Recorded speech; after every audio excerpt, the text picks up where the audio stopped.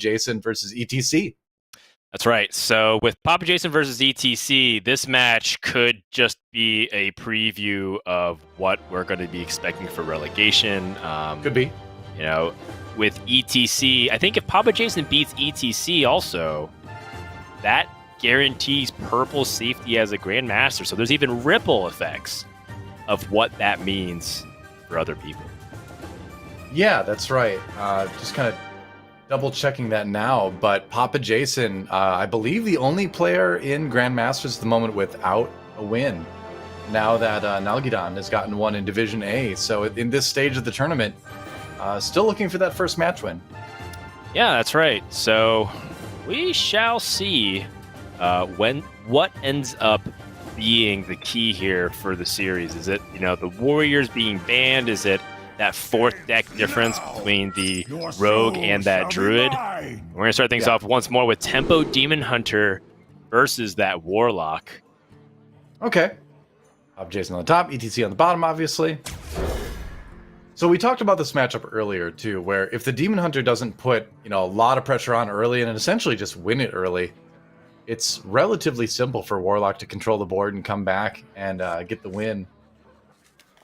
And you are correct that if PapaJason does manage to get the win over ETC, that does make Purple safe from auto relegation at least. Yeah.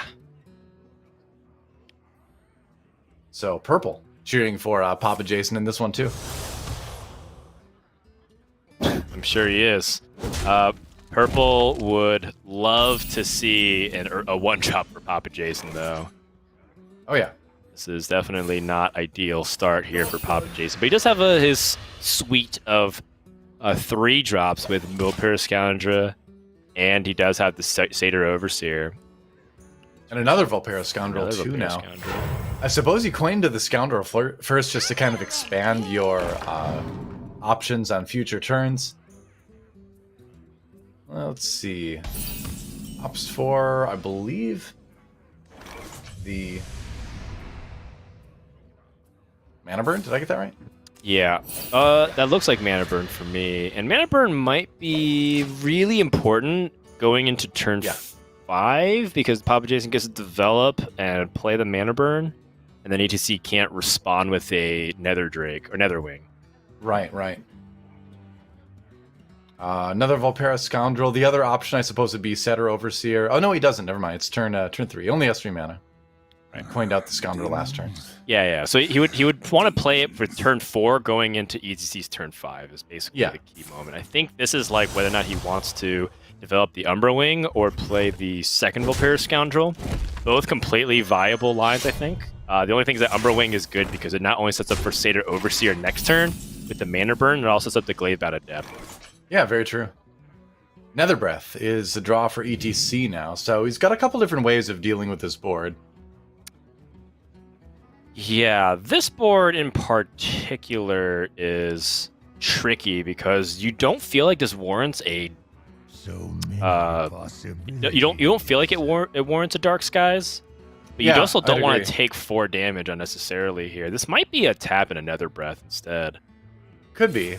Even a Nether Breath feels a little bit bad because you're not getting full value from it, but you're happy about the HP gain. At least, removing a 4-3 or removing a 2-3 is fine. He's just going to tap and pass, though. Pretty a greedy play from ETC. And, we talked about this, I think, when we were watching ETC play this deck yesterday, that he does tend to play it pretty greedily. Yeah. Oh, wow, this Mana Burn stings a lot. And now, Dark Skies does deal 9 damage. Was it 10 damage? Either way, he had it covered. Yeah, he does have 10 in the hand, so it would do 10.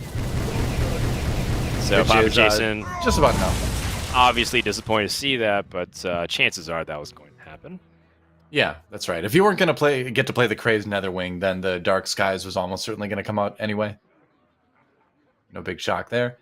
So now I got to reestablish that board. Do you go for something really aggressive like the Glaive-Bound Adept? That's what he's thinking about. Yeah, that's definitely something that I'm thinking about as well. He's doing it. But it does it does die very cleanly to Nether Breath. That's like a big problem that I'm identifying as well. Yeah. I was wondering the only other option I was kind of thinking about was Valpera Scoundrel. But then again, like, if you play it that slowly, when are you really going to take the initiative against Warlock? So the Adept is probably the right play. So then what do you do if you're ETC in this position? If you just play the Abyssal Summoner, it's big stats, but you're asking to potentially get punished through the Kayn Sun Fury. But honestly, if he doesn't have it, then you're in a pretty decent spot. This is a hard minion for your opponent to answer without having to... I guess no, it's a 9/9, so it can still get chewed through the Warglaves. Yeah, it can. Wow, another Dark Skies just for that. Yeah, and then Sense Demons to draw. Yeah, the thing is his Broodmothers are already in his hand, so he's not going to heal from this. I mean, you do get your Morag Artificers, and that pairs nicely with Rain of Fire, I guess, at this point, and something like Nether Breath. So I guess you don't get the healing from the Broodmothers, but you will get more healing from the Moarg and Nether Breath. Right. Providing that you only need to do damage to one target. Well, either way, I mean, PapaJason just continues to push out damage. It's up to the Warlock to stop it. And no Acidic Swampoo's in ETC's hand. Oh, no. Oh, that hurts so much. I was wondering what he was going to burn, and he burned one of his crucial healing spells at this point. Yeah, that one stings especially bad right now. Yeah, you're actually just forced to Nether Breath the face, I think, in this case. Right? I mean, you don't want so to, low. but you might be, just based off what like what you were saying. Yeah. No, you never want to.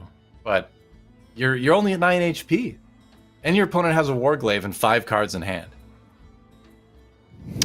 Yeah, I guess when you put it that way, I can't really disagree with you, man. It looks very much like that. I mean, the other option, I guess, is like Abyssal Summoner, but like you had mentioned earlier, Kayn Blood Fury is a scary prospect. So he just invalidates the taunt. Go for the double Moarg. So huge heal out of his Nether Breath. 16 HP.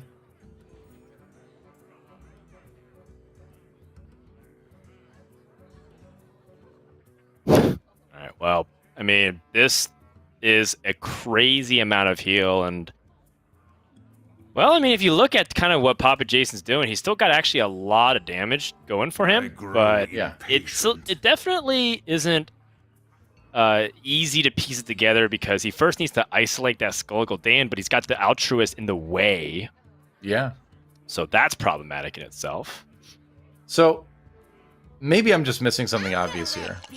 But is there a reason to Nether Breath your own minion instead of Nether Breath your opponent's face? Is leaving 2 arm because Moarg Artificer doubles to minions, so you want to double it. Oh, right. Okay, there we go. I knew I was missing something obvious. Yeah.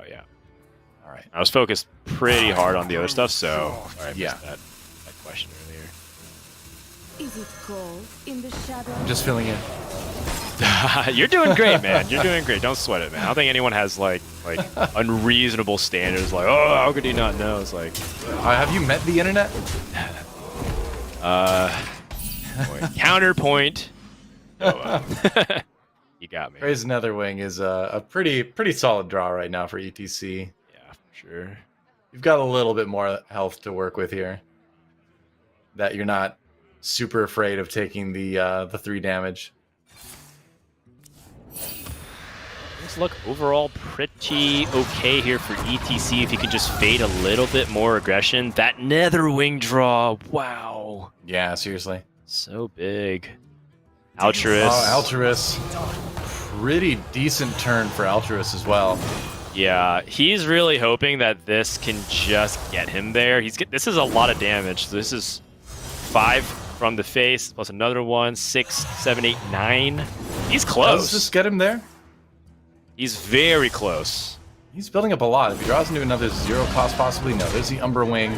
7 damage, so 4 health remaining. So, oh, there's Alexstrasza, but you know that still doesn't leave you with a lot of health against this. Right. Yeah. Um. Rain of Fire doesn't actually clear because you've already used your Morag Artificers. He's gonna try to go for another Rain of Fire. He's gonna fish directly for it. Makes sense. Get a chance to get a little bit of health from the Broodmothers, but you're gonna need more than that. Straza, one Broodmother. They're saying Nether's too expensive. Oh, Coil. Oh, all right. And he still has tap. Don't forget. Yeah, that's true. pretty He did complete the significant. quest.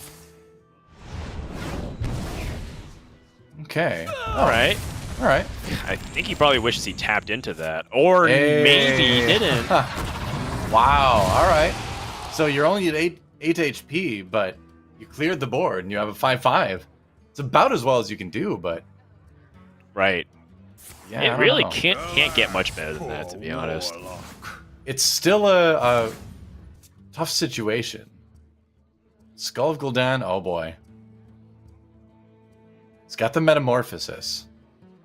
Yeah, Metamorphosis, a pretty significant draw, but he's 1 damage off.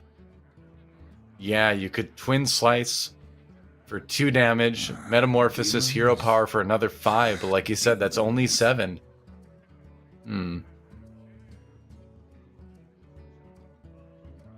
Yeah. This is so tough.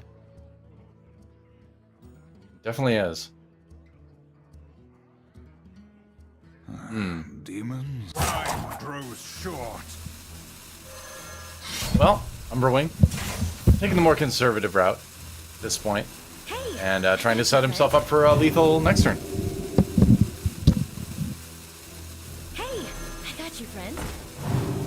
Yeah, this is a really tight one, and PapaJason just gonna do his best to set up, but this committal of the second slice is... Oh my god. Oh my god.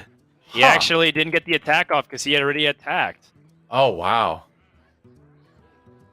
That's awkward. Wow. Oh, PapaJason I'm not gonna looking too go pleased with and- himself there. Rewatch that just to make sure that I saw that correctly, but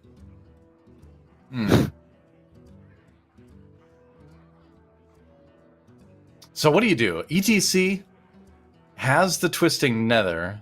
Do you hate giving up your 5/5 for that? What other choice do you really have right now? I wonder. Huh.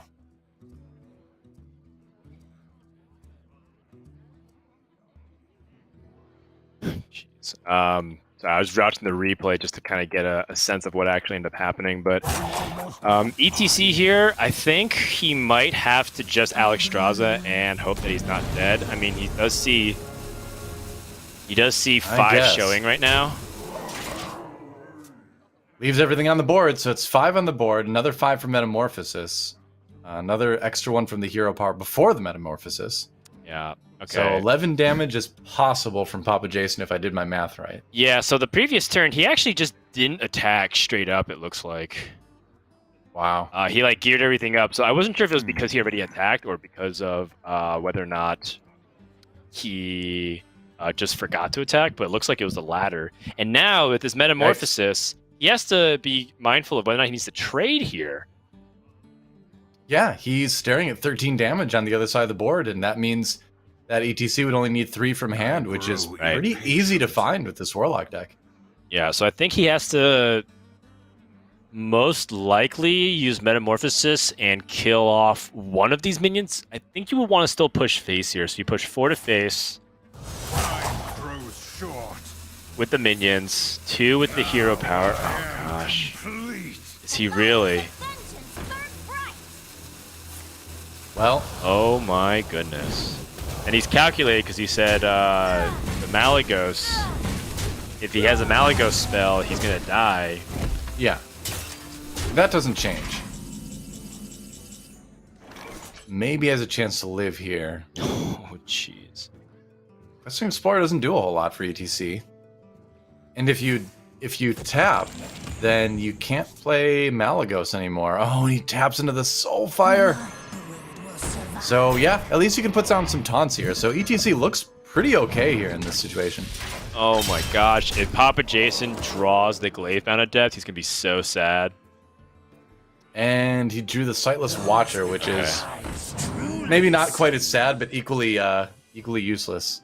And that's going to do it for game number 1 here. PapaJason with his Tempo Demon Hunter not able to get through. And, Yeah. you know, I think as the stakes continue to ramp up, PapaJason kind of still struggling a little bit to get his footing. On Grandmasters, you got to avoid simple mistakes like that. From what I can tell off of that, it didn't seem like that move alone determined the game. Maybe it was his overall macro line. Maybe he just wasn't going to win based off ETC's man out. But like, you can't afford to make mistakes like that. You just got to play tighter. Yep, absolutely. Big win for ETC to start things off with, getting that with the Warlock against the Demon Hunter. Still needs his own Demon Hunter and Druid to get a win here, but good start for him. Yep. So with that, we have game number 1 in the books with ETC getting that win. And now Druid and Demon Hunter on both sides with the Rogue. Mm-hmm. You know, PapaJason not really off to a good start here because I think one of the advantages of potentially playing Rogue is to get a win against classes like Warlock, because it doesn't seem like it's a bad matchup, even if Warlock does end up winning a good amount of time. Yeah, that's true. Might make that a little bit more challenging now. Right. It's actually a pretty low win rate for Warlock when you look at the actual data against Secret Rogue right now. It's 7 and 12. So that's 37% win rate. Again, still small enough sample size that's like, we're not sure, but enough to get the conversation going. Well, we're going into the Demon Hunter mirror. And look at differences between these two decks here. Dare speak to me? There is the Spectral Sight on the side of ETC. So, prioritizing a little bit more card draw. Yeah, and you look at the Demon Hunter mirror, and you look at this Frozen Shadow Weaver on the coin, I think, oh yeah, that's looking good. Yeah, for sure. That's almost always going to be a huge play on turn 3. Or on turn 2, even with the coin. Power attack from PapaJason. That's one of the worst feelings in this mirror for sure. Wow, so Beaming Sidekick.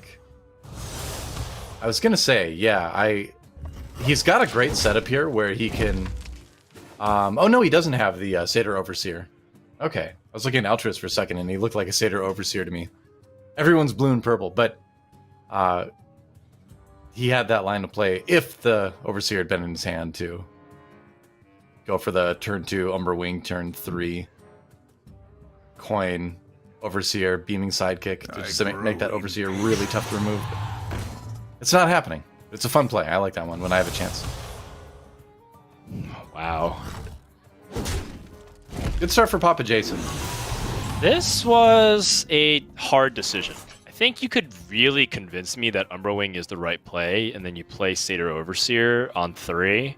I know that what it does is it makes it so that way you don't have the opportunity to swing 3 turns in a row. Because if you play Umbra Wing and you swing with Satyr Overseer, let's say a good case scenario is that Satyr Overseer survives, you got to swing again.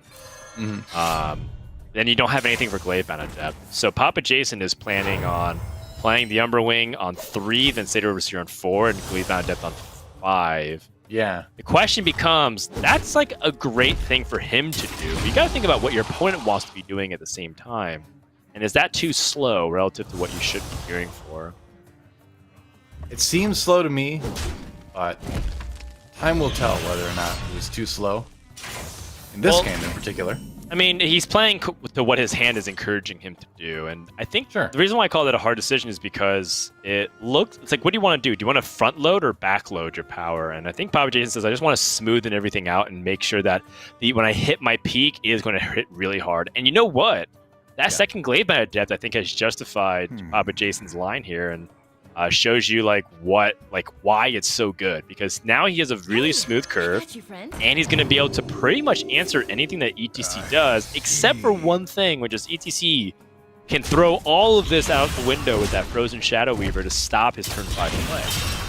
Now, that's the real scary part, right? Because it's almost certainly going to come down.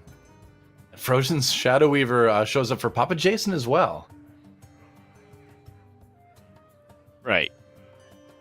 So, I mean, this looks like a Satyr Overseer turn to me. I think if PapaJason really wanted to entertain Frozen Shadow Weaver, he should consider to do it next turn. Oh my. Right now. Huh. And using a charge. This is in response to his opponent's Shadow Weaver opportunity, because now if ETC freezes the face, it's not that big of a deal for him because he can just kind of play other cards. Or is it? I don't know. I mean, the other cards kind of rely on him attacking, so it's a little bit... It is a little bit awkward either way. This is where you get into like the really nitty-gritty complexities of a mirror matchup like this. Where it's so hard to predict. Yeah, I mean, ETC has the Frozen Shadow Weaver to stop him too, and so if PapaJason is trying to stop ETC's Frozen Shadow Weaver turn, you just would want to freeze it right back, right? Sure. Because now, if his opponent has Twin Slice, Glavebound Adept, he's just fallen super far behind. And now I'm starting to realize that, like, wait, this is the same exact thing, except now he doesn't have the Satyr Overseer on board. He wanted to protect the Satyr Overseer, and now he doesn't even get to play it. Well, Paris Scoundrel might be able to turn things around a little bit. Whoa. Soul Cleave. He found I-Beam number 2, and he can play both of them right now. Yeah, that's the thing. Get the outcasts on both sides of this. Mana Burn is also intriguing to me, because, again, turn 5 is a pivotal moment in the mirror, or just for Demon Hunter in general. Right. So you could argue and maybe convince me Mana Burn is the right pick. I don't think Soul Cleave is... I think it's just too expensive. It's a good card, just if you're able to get it off, it's just too expensive. I think the I-Beam is appealing as well, and that's what he went with, just because of the healing you get from it, too. Yeah. Brings him all the way back up to 30. It's interesting. These are all... I actually... These are the times where I would love to listen to a Grandmaster level analysis. Obviously, I can't... I am nowhere near as skilled as they are, so they're able to break down all these little fine nuances of like why he's making his decision making, because these kinds of very small things have profound impact on how the mirror ends up shaping up. Usually, you know, players like Gallon are the first people to tell me like, oh, he was trying to do this or trying to do that, or I don't agree with this. I think this was a bad play. It's pretty interesting. Wow. And this is strong. I-Beam to clear that out, get a little bit of healing. Pretty good use of Altruis here. Yeah, the debate is whether or not he wants to use the Second Slice. Second Slice is very powerful because he has this Warglaze of Aznath, but it does, you know, push damage and remove. Yeah. Can you use it? All right. So this does save, you know, one of his minions on the board at least, and does help him push a little bit more damage. Yeah, I mean, it's good. It's deal 1 damage to an enemy minion, deal 1 damage to your opponent, restore 2 life. Yeah. Rather deal 2 damage to any opponent. It's pretty good. True. So now PapaJason, again, he has this double Glavebound Adept that we've been kind of waiting for an opportunity to play here. He has 2 ways that he can go about it. He can play Glavebound defensively, or he can go offensively. Like, if he chose to attack and then Glavebound Adept the Satyr Overseer, not the Satyr Overseer, the Altruis, as a defensive play. He also had the opportunity just to smack the Altruis with his own face and then go face and try to be super aggressive with it. And I think the aggressive line is only a route that you can take if you anticipate your opponent not having a good play in return. But, sure. Yeah. Glavebound Adept coming out to take out the other Glavebound Adept, which will be taken out by the other Glavebound Adept. Ah, yes. It's very chess-like, to be quite honest. It's like a... Yeah, I can see that. It's like a, well, this turn will now lead to that. Yeah. And you have this to... piece takes that piece, takes that piece. Yeah, it's like systematic trade downs. Yeah. But ETC does not have the definitive final say. And I think, you know, that very subtle thing of like not having that second slice makes things like Warglaze of Aznath not nearly as powerful. But at the same time, he still has this 1-2 on the board. PapaJason debating if he wants to even play the Battle Mage because it could be an altruist cast. Right. I like holding on to it for now. Ooh, another Frozen Shadow Weaver. It's not going to be the play here.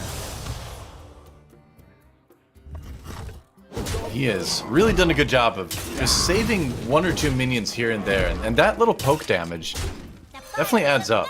Oh yeah. Oh yeah, this is scary for PapaJason. He did not develop. Altruis? Will he draw? Oh, alright. I mean, it looks like an opportunity to play this altruist right here. He's got 1 draw though, and he messes up. I mean, that's a misnomer. It makes it sound like he has the choice of whether or not he draws a high cost card or not. He has to go for a safer play, but this is kind of scary for ETC because he doesn't want to take all this damage. What? Oh, a pickup okay. here. Wow, alright. That is perfect for ETC. Yep. Well, not exactly perfect just yet. It's potentially game-changing. He could also just opt to play Satyr Overseer, Frozen Shadow Weaver, get 3 Satyrs on the board. Yeah, that's the thing, too. You do build a bigger board, and that is right. That may actually be better. The downside it's a more consistent play, I guess. Is that by not going for Skull of Gul'dan and getting cards like I-Beam and whatnot, he's going to take at least 10 damage. There's no way that he can't guarantee that he won't take damage here. And you kind of have to clear both Altruis and the Satyr Overseer, right? If you're going to use 2 charges of that, right. The last 2 charges of the weapon, you can't leave either one of those up because then you're just going to have more to deal with later. Or your board's going to be dead. So he's counting on winning on the next turn, I guess. He's going to just freeze the Satyr. Yeah. Yeah, this is actually a really good risk that he's taking right here. Because he's saying, yeah, you can summon stuff, but chances are I'm going to be ahead on board and maybe win the following turn. Possible. Brings his opponent down to 14 and has a pretty huge board of Satyrs out there. Oh. Chaos Strike leads to another Satyr Overseer, and ETC found this small pocket to reverse the aggression, and PapaJason concedes. ETC's up 2-0. Wow. That was a really clever play by ETC at the end there. I really like that. Yeah. You know, those are some tight corners that are hard to navigate through, and like, yeah, again, it's like stuff that we can see both hands, and yet they are hard decisions to make in the sense that, like, if you commit to it, there's no turning back. You have to kind of like just live with the consequences. There's not a lot of margin for error in a mirror matchup like Tempo Demon Hunter. And so that leaves ETC just 1 game away from closing out this series and kind of denying PapaJason a chance to get a win here in a Division B. I think he has... No, this is the last one. This is his last match, potentially. Yes. It's ETC's last match. It's PapaJason's last match. Yeah. This has a lot riding onto it. This could be PapaJason's last game as a Hearthstone Grandmaster. Well, we talked about it as well, where if PapaJason beats ETC, then Purple is safe from being auto-relegated. So this has implications for players beyond just the ones in this series. Also true. Purple definitely rooting for PapaJason, but it's not looking good. That said, we saw a reverse sweep already today. We might see another one, but PapaJason needs to get it going right here. Going with the Demon Hunter again, up against ETC's Spell Druid. ETC Spell Druid is... Well, you know, if you look at the sentiment right now, people aren't high on Druid. They just think that it was the wrong bring this week. And we saw it highlighted by Saiyan's reverse sweep, or rather him getting reverse sweep. Yeah. And I do feel like we've seen Druid struggle a bit today. Couple bog beams. I mean, he's got the Glowfly Swarm, but I guess you kind of just, you kind of just chill. Chaos Strike. All right. Well. Innervate again, ETC. Innervate coin overgrowth, right? If you do that, you have 3 spells that aren't Glowfly Swarm. It's super bad. Yeah. Hold on. I wouldn't actually Isn't write it? that off as bad. Doesn't it? Because I would think that, like you were saying, it does reduce your Glowfly Swarm effectiveness too much. Like, there's no minions on the board yet, so are you really in that big of a rush? Well, let's say you do draw a spell next turn, then you have 4 2/2s on the board. Okay, well the thing is, your opponent did pass their turns 1 and 2, so it makes me feel like this is an opportunity to get ahead on board here. All right. I don't hate it. I think this is like one of those decisions where like if it works out, it looks painfully obvious you should be doing it, but it's one of those like harder things to evaluate. The reason why I think this is okay is because ETC has seen PapaJason not develop anything. Yeah, that is true. It is sort of a recognition of the slow start that your Demon Hunter opponent is having. Which for PapaJason is kind of the nightmare scenario, right? Right. You really want to get a fast start, especially against a lot of these slower decks. He does draw a spell, he draws the Iron Bark. And I suppose the other thing that the Overgrowth gets for you is it gets you closer to the free Bog Beams and the free Iron Barks. Yeah, and I think that like ultimately, you know, he's just trying to keep the parity of the board with Demon Hunter. We talked about how Demon Hunters can get really far ahead, and now PapaJason, he's playing like reactive, and honestly it was a very strong card that he picked up. The Soul Cleave ended up being really good, but yeah, you know, ETC is still kind of mounting together a slight offensive here, and PapaJason, like, he can't deal with a wide board like this right now unless he picks up yet another Volpera Scoundrel card. Well, the crazy thing is grabbing another Glowfly Swarm off the top, like ETC did. It's going to be Sightless Watcher now for maybe PapaJason. Do you just go for the Volpera Scoundrel here?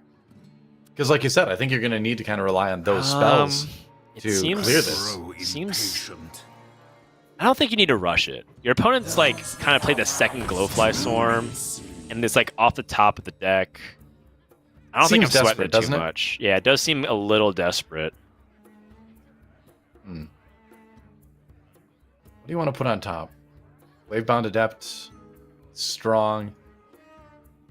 Twin Slice can be great, but you know you're not going to draw Warglaves. I think I saw him pick Twin Slice there. Yeah, I think you could talk me into any of those things. Wavebound Adept going into turn 6 is obviously really good. Yeah. And then, you know, for obvious reasons, the others were like filling out the curve, which is pretty reasonable.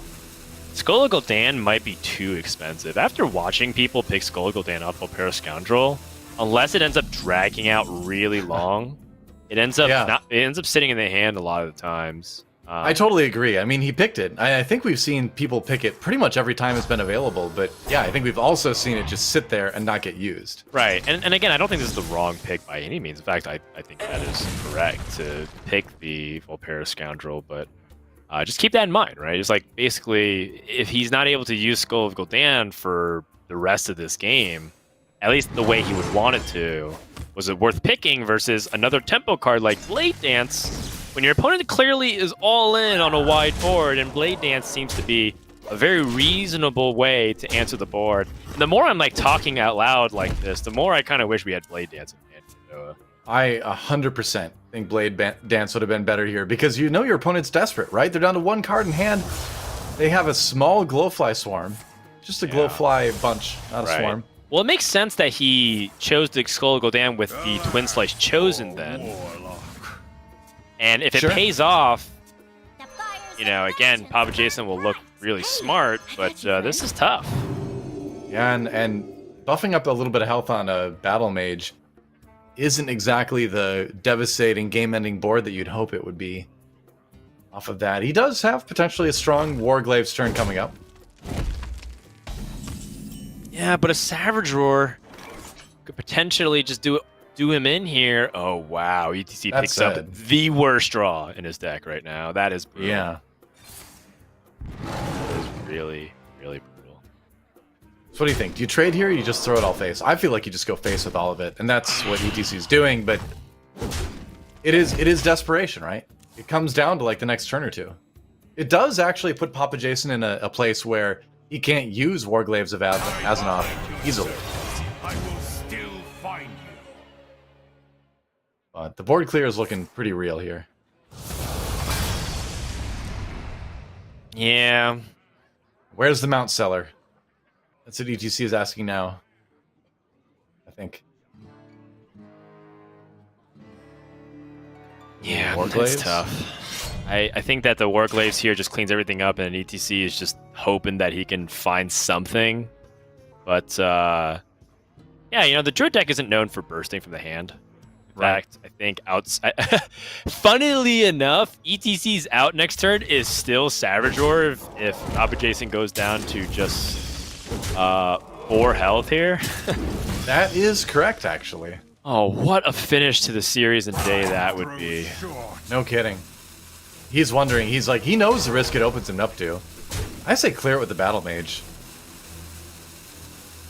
Your opponent still has 25 HP. That...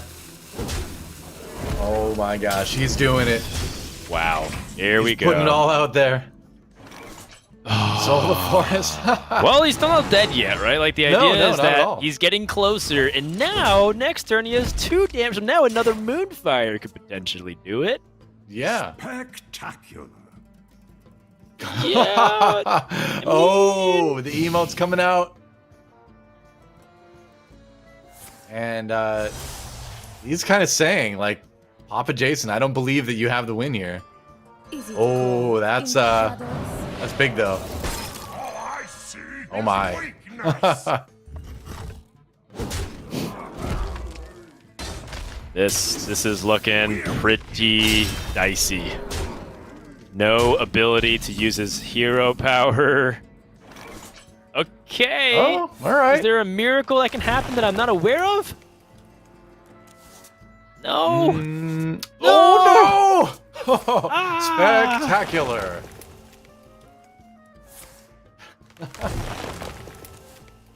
Oh, it hurts. Ah, do it anyways. Intimidate your opponent. Jeez. All right. Yeah, that's gonna do it. Wow. That was a. Would you call that emote a preemptive celebration or a preemptive? I know I'm dead. Yeah, I think for the most Might part, be it's just kind of like, I get it, I'm dead. So That was an interesting game. It was an PapaJason interesting gets on game. the board though. And so PapaJason gets a much-needed victory, but that was one of his easiest matchups, and it still felt like it was super close. Yeah. And overall, it wasn't really working out for him. So, yeah, I don't know. I still feel like there's a little bit more shakiness in what's going on here than I'd like to see. Yeah. Well, ETC still with 2 chances to win with that Druid. It's going to be the Druid Mirror. All right. The Druid Mirror. Oh, gosh. Flex those purple muscles. This is what happens when a very stoppable force meets another movable object here, Doa. Yeah. I like that Malfurion has, like, manufactured claws on his hands. It's like, dude, you can turn into any animal you want, basically. Do you really need to have extra, like, manufactured Wolverine claws on your hands when you're not one of the animals? Isn't that kind of excessive, Malfurion? Right? Yeah.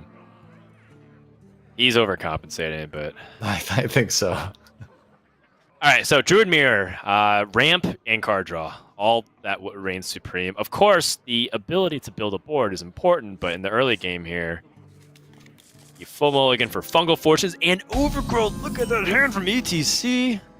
That's not bad. It's looking very good. All right.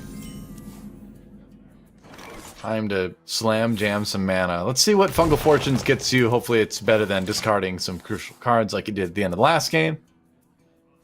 All right. Perfect. We'll take it.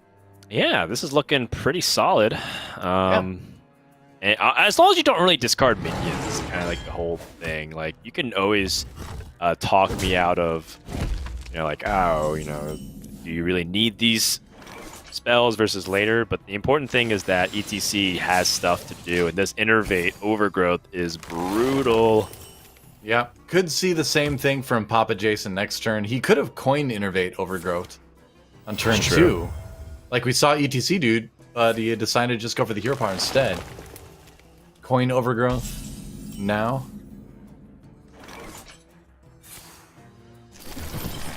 Okay. All right, here comes the Glowfly Swarm. Yes. So now the board starts to build, and well, I mean, this is the point where it becomes really difficult for PapaJason to stabilize if he's just behind by a wave of minions every single time.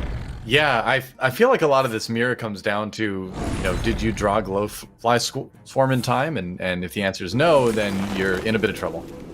Look at all of those spells he's having to use Yeah. just to keep his board relevant. Iron Bark.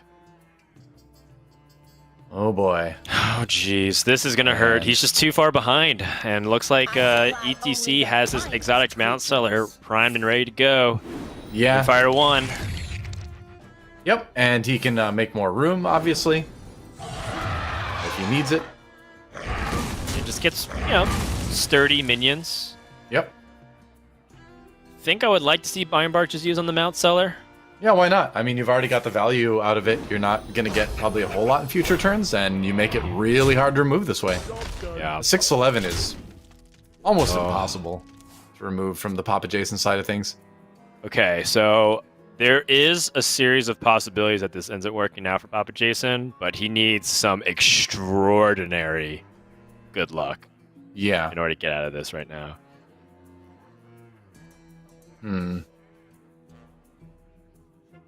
Well, he knew he was going to have to get a win in the mirror at some point. Right. So, what would your line be here? Mount Seller? Well, Maybe- I think you got to Mount Seller and Bog Beam and do all this stuff because Yeah. your opponent has Savage Roar, you're dead. Exactly. And at least you have the Iron Bark to make another, you know, big Mount Seller on your side, even if your opponent can kind of handle it. Right. All right. Show me, even if he gets like the Diving Griffins or something, which he did, you've still only got 7 damage, right? Towards the Mount Seller on the other side. Another Diving Griffin. Oh! Okay. ETC's face is like, what? 2 That Diving is Griffins, impossible. I mean, that's like the foundation of what you need Yeah. to come You back. can kill this now. Yeah. Wow. That's, with the Bog Beam, that's exactly enough to kill the Mount Seller. That's disgusting. Yeah. That said, there's still a ton of damage on ETC's side. Exactly. This is not over by any means. No. But it gives PapaJason a fighting chance, at least. What to do? Savage Roar. Yeah? How much damage is this? You have to kill the Mount Seller somehow, right? Yep. So still 15 left over. It's gonna make a bunch of eagles, I guess. Is that ETC or is that Gandalf? Because the eagles are coming. It's I ETC. mean, it's still scary. And the Savage Roar, the most important thing is that ETC didn't have that Soul of the Forest. There's still a ray of hope. Fungal Fortunes. Fungal Fortunes draws another Fungal Fortunes. Okay, finds an Innervate as well. to Needs extend something that else, turn. otherwise he's gonna die. Ysera. Oh! Glowfly Swarm, he can Innervate into it, but that doesn't save him. He doesn't have anything to deal with the board. I mean, I guess Crystal Power can kill one of these tokens? Yep, that's about it. And then there's That is about it. 10, 11 damage on the board. Gonna draw. Yeah. Oh, jeez. This is such a bad spot. Wow. Oh, my goodness. PapaJason on the verge of going 1 in 6 here. It's Yeah. looking pretty likely. I mean, this looks like PapaJason's last game as a Grandmaster. Sure does. This would ensure auto-relegation, I believe. Yes.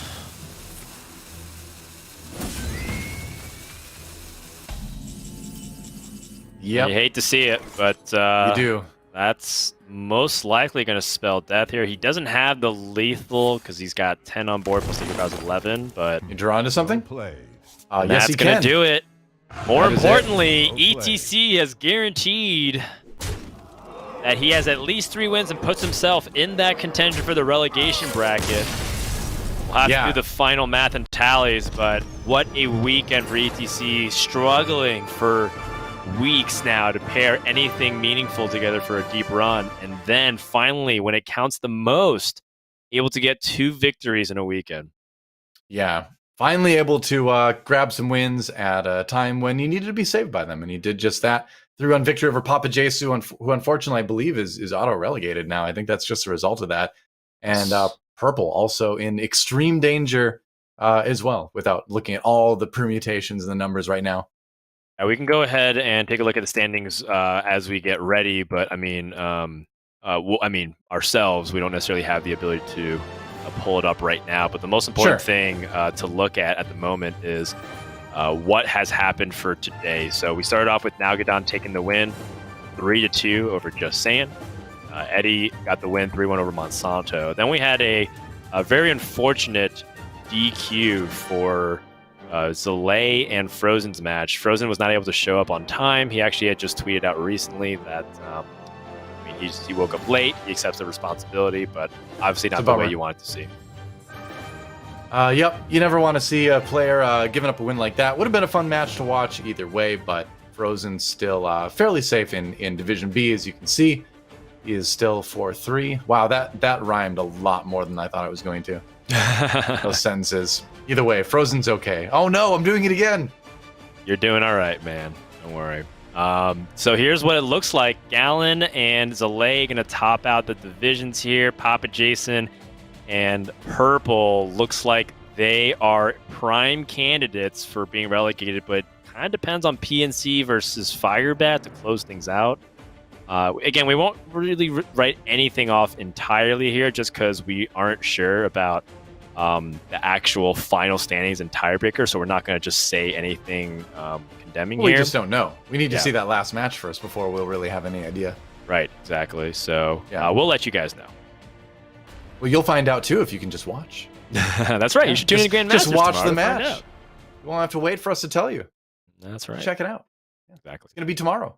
It's going to be tomorrow, and I'm already starting to feel the weight of what's actually happening here because PapaJason is the first player to be officially relegated here. He can't improve anymore. He's guaranteed to finish at least bottom in the 8th place here. And, it was a long journey for him to get to this point, and I hope it doesn't discourage him from trying again. Yeah, for sure. If you can get into Grandmasters once, you can certainly do it again. And like we talked about before, getting relegated from Grandmasters doesn't make you a bad player. Like, you are, in fact, a very, very good player to be in Grandmasters to begin with. Somebody has to take that last spot. And no matter who that is, not a bad Hearthstone player because of it. Yeah, precisely. Yeah. Well, that's going to bring us to the conclusion of today. We've had a lot of fun games, but also some premonition of what's to come because we have other relegation spots and other more playoff spots to help guarantee. Yeah. But just like that, though, we're done with day number 2. The slimmest of Saturdays is we just ended up having 3 matches. So yeah, it was short but sweet. Looking forward to all the games tomorrow, though, for sure. That's right. So with that, we want to thank everyone who's tuned in. Thank you to our sponsor, T-Mobile, for helping us put on a deck spotlight and also sponsoring us to do what we love. Also, if you want to watch back any of this broadcast, make sure to use the YouTube feature or just go ahead and look at the VOD, youtube.com/Hearthstone Esports. And finally, if you want to check out the standings, the results, the rules, the format, and also, of course, a deck list for people to net deck, go to playhearthstone.com/esports for all things Hearthstone Esports. That does it from us, from Doa and Frodan, and everyone as part of the Grandmasters program. Thank you for tuning in, and we'll see you next time for more Hearthstone action. Hearthstone Grandmasters is brought to you by T-Mobile. Switch today and rank up to America's largest 5G network. T-Mobile.